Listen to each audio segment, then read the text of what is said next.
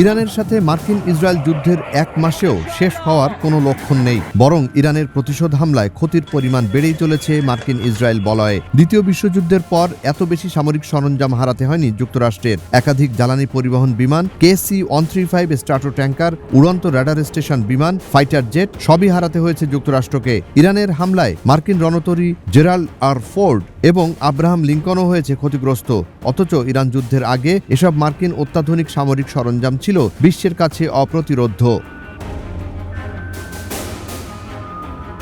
শুধু যুক্তরাষ্ট্র নয়, ফিলিস্তিনের দখলদার ইসরায়েলকেও গুনতে হচ্ছে চড়া মাশুল। রাজধানী তেল আবিব, প্রধান বাণিজ্য ও বন্দরনগরী হাইফায় ইসরায়েলের সামরিক এবং আয়ের ক্ষেত্রগুলো আক্রান্ত হচ্ছে ইরানের একের পর এক মিসাইলে। পাশাপাশি ইরানের প্রক্সি ফোর্স লেবানন হিজবুল্লাহকে আঘাত করতে গিয়ে গেল এক মাসেই শতাধিক মার্কাভা ট্যাঙ্ক হারিয়েছে ইসরায়েল। এভাবে হিজবুল্লাহর হাতে 1/3 বেশি ট্যাঙ্ক হারিয়েছে ইসরায়েল। বলা যায়, প্রচলিত সব সরঞ্জাম ব্যবহার করেও ইরান যুদ্ধে কাঙ্ক্ষিত সফলতা পাচ্ছে না ইসরায়েল আমেরিকা। তাই আলোচনায় উঠে আসছে পারমাণবিক অস্ত্রের ব্যবহার। আপনি আর একা নন, ইউনিভার্সাল কার্ডিয়াক হসপিটাল আপনার হৃদয়ের আরো কাছে। আর এক্ষেত্রে ইসরায়েল যুক্তরাষ্ট্রের প্রধান লক্ষ্য পারস্য উপসাগর তীরে ইরানের বুশেহের পারমাণবিক কেন্দ্র। কয়েকবার হামলাও চালানো হয়েছে এখানে।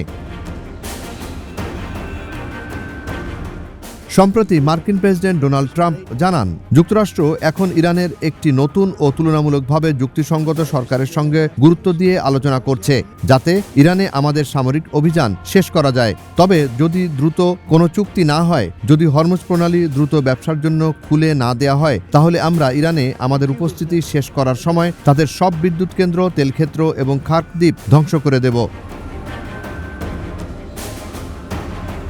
বিশ্বখ্যাত গণমাধ্যম ওয়াল স্ট্রিট জার্নাল জানায়, ট্রাম্প তার সহকারীদের বলেছেন, হরমুজ প্রণালী পুনরায় খুলে না দিয়েও তিনি ইরানের বিরুদ্ধে যুদ্ধ শেষ করতে প্রস্তুত।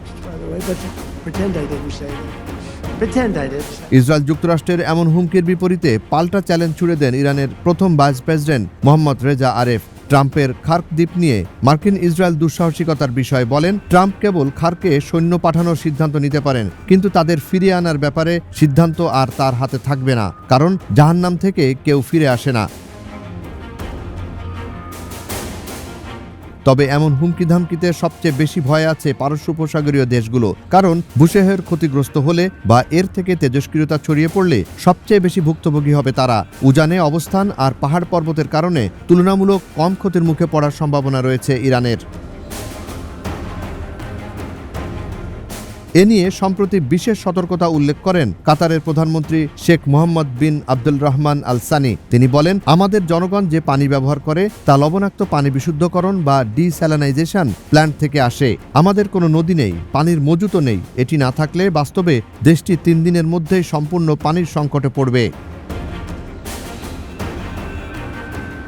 এমন পরিস্থিতি শুধু কাতারের জন্য নয়, সৌদি আরব, বাহরাইন, কুয়েত এবং সংযুক্ত আরব আমিরাতের ক্ষেত্রেও একই অবস্থা। তিনি বলেন, যদি ওই পারমাণবিক স্থাপনাটি লক্ষ্যবস্তু হয় এবং তেজস্ক্রিয় পদার্থ পানিতে ছড়িয়ে পড়ে, তাহলে এসব দেশে কোনো পানির উৎস এবং বসতি অবশিষ্ট থাকবে না। পানি থাকবে না, মাছও থাকবে না। বাস্তবে জীবনের অস্তিত্বই বিলীন হয়ে যাবে। জুনায়েদ আলী সাকি, বৈশাখী সংবাদ।